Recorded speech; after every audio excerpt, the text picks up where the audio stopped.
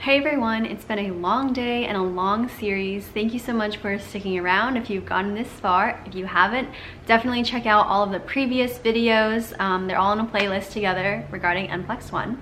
But I just wanted to share some final thoughts and things that I just kind of forgot to mention in all the other videos. So again, if you're new here, my name is Lily and I am a naturopathic student at Sonoran University. I just finished NPLEX 1 and I'll be starting quarter 9, year 3 in about a week. So starting off, I want to talk about my thoughts after the capstone final and just a little bit about that. So basically, after capstone, I felt not very good about the final. Like, I was kind of concerned that I didn't pass. And again, for that exam, you just have to pass or fail. The grade doesn't matter that much. But I was expecting to feel a lot better after getting out of capstone than I actually did.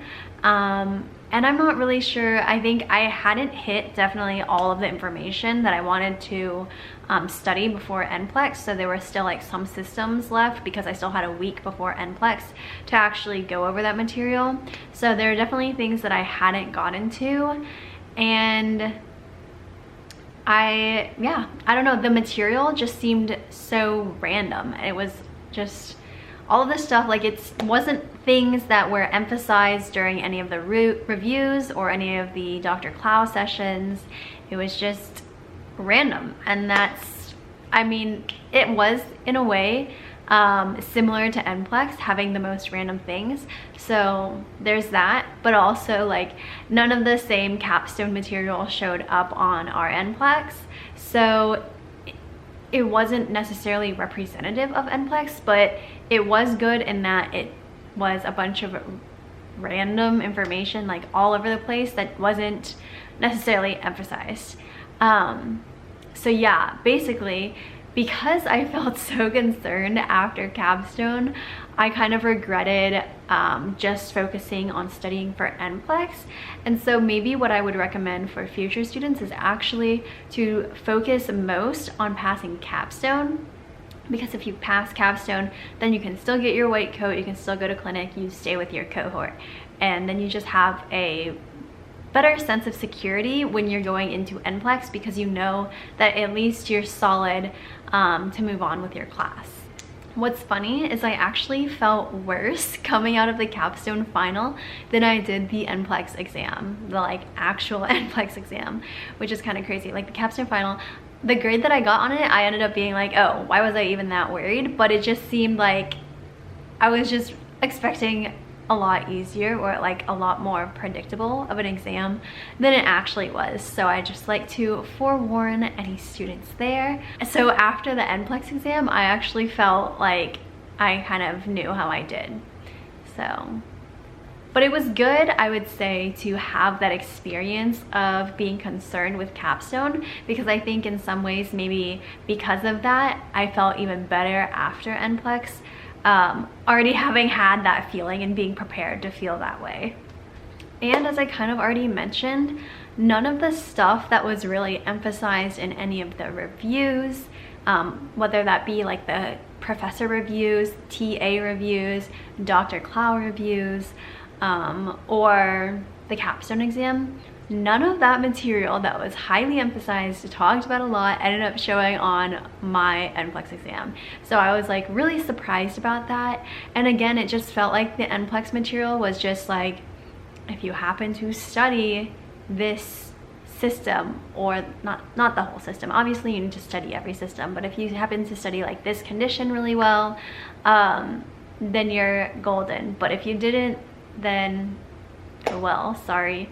So it is random because there's just so much material. That's the crazy part to it.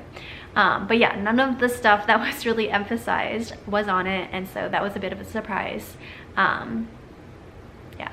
So in the previous videos, I did mention that I used past NPLEX and that I am a past NPLEX student representative, but they don't sponsor me or this video.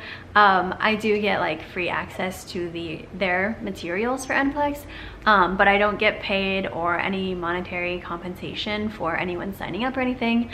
But I would like to say that I definitely did like their material.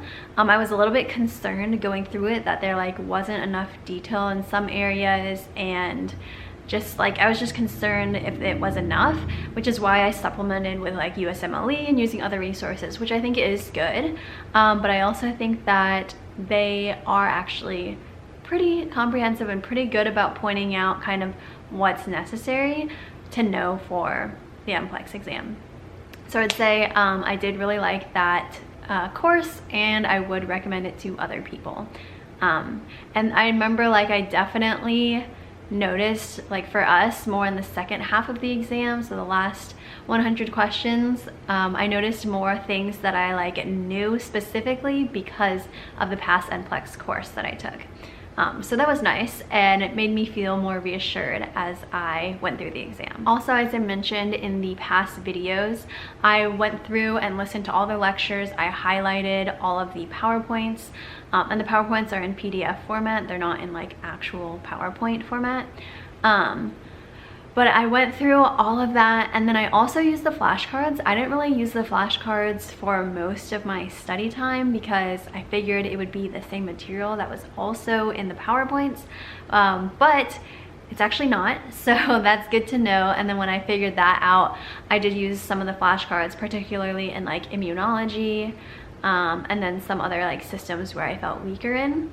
So I use those to supplement because those actually do test you on other material that's not found in the PowerPoints. So I found those useful.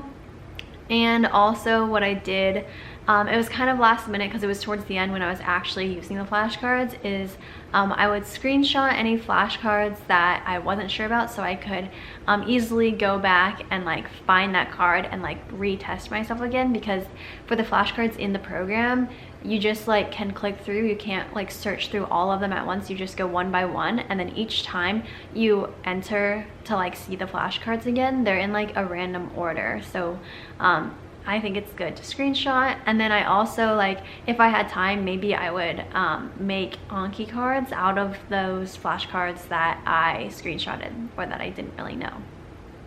So that was useful.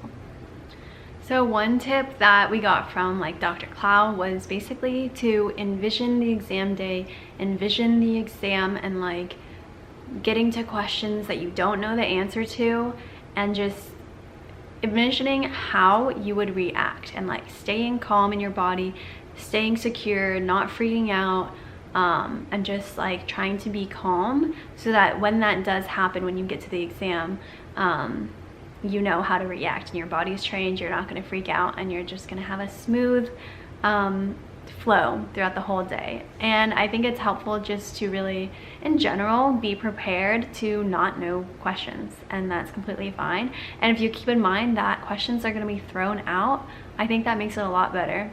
And that's what I did. So honestly, when I got to questions that I didn't know, I did my best, and I just kind of, I figured it'd be fine because it was going to be thrown out, or a lot of people wouldn't know it, so honestly wouldn't be that big of a deal.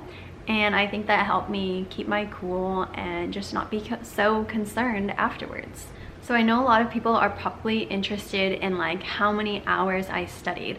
So I have no idea the total number of hours, and I can't honestly say how many hours I studied throughout the day, but I know that like some upperclassmen will set like, you're gonna work basically like an 8 to 5 or a 9 to 5 job, basically treating study time like a job, and only work between those 2 hours, and then like just taking the rest of the day off, or giving yourself that time chunk to work and make sure you get through all of the material you need to, and then just being done. Or if you don't even use all of that time, if it only takes you a few hours, then just give yourself grace and go on to the next day. Honestly, I have no idea how anyone only takes like a few hours of the day to study all of that material, because I know at least one person mentioned that there were days where they had like only a 4-hour workday, which I think is crazy. I would honestly just be like overstudying anyways. So yeah, that didn't really happen for me. I didn't do that. For me, I studied for most of the day. I think I wanted to have a consistent like sleep-wake schedule. So I typically woke up, I think around 8, and then just started studying from there. It kind of depends because we did have those professor reviews and like the extra Dr. Cloud reviews. So I would attend those and attend the TA sessions. And the thing is, those would encroach into the study time that I had planned based off of the calendar that I mentioned in my previous videos.